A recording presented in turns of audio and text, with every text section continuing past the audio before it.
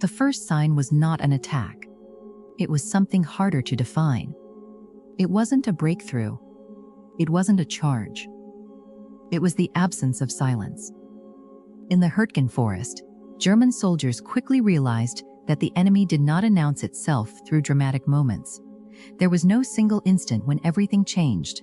What emerged instead was constant pressure, subtle, accumulating, built from sound, presence, and persistence. An advance that did not need to be fast. It did not need to be decisive. It only needed to continue. At first glance, the terrain appeared ideal for defense. Dense forest, broken ground, narrow roads, constant mud, limited visibility. According to German doctrine, this was precisely the kind of environment meant to contain a mechanized enemy, a place where armor would be restricted and infantry could hold ground at lower cost. But combat reality began eroding that assumption almost immediately. The forest was not just cover.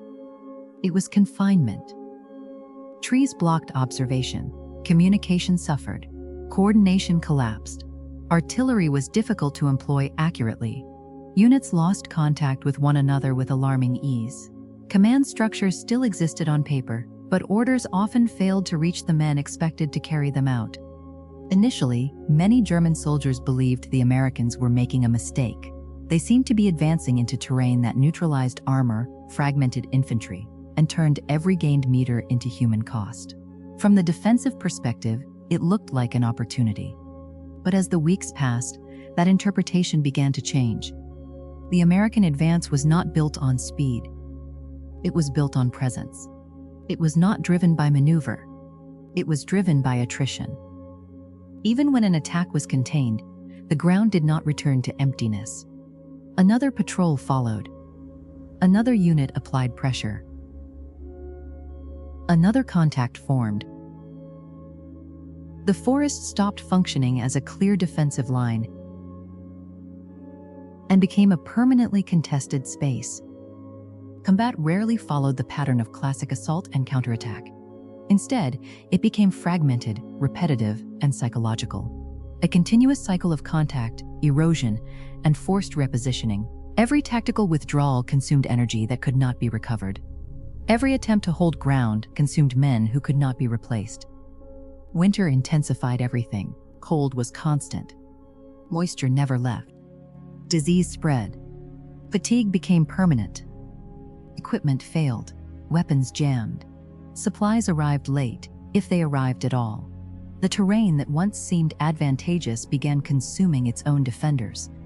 German reports from the period describe units being reduced gradually, not by decisive engagements, but by an unending sequence of small clashes. Battalions entered the forest intact and emerged as improvised formations, when they emerged at all. Over time, German command no longer viewed Hürtgen as a decisive objective. It became something else entirely, a drain, a sector that absorbed manpower, time, and morale. Still, it had to be held. Not because it promised victory, but because abandoning it opened routes toward Germany's industrial heartland. On the opposing side, American forces did not need to defeat the forest. They needed to pass through it. And to do that, they accepted the cost.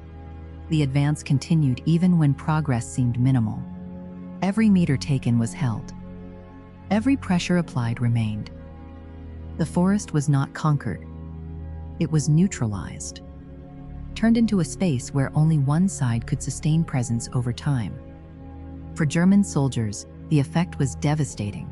There was no clear sense of imminent defeat, no single moment of collapse, only continuous exhaustion. War lost its operational clarity. Fighting no longer served recognizable objectives. It served only to delay what could no longer be prevented. When German command finally treated Hürtgen as a secondary sector, many units were already psychologically spent. Withdrawal, when it came, offered no relief. It brought only the late realization that the forest had fulfilled its silent purpose. Not by shattering the German line in a single moment, but by thinning it, draining it, and preparing it to collapse elsewhere.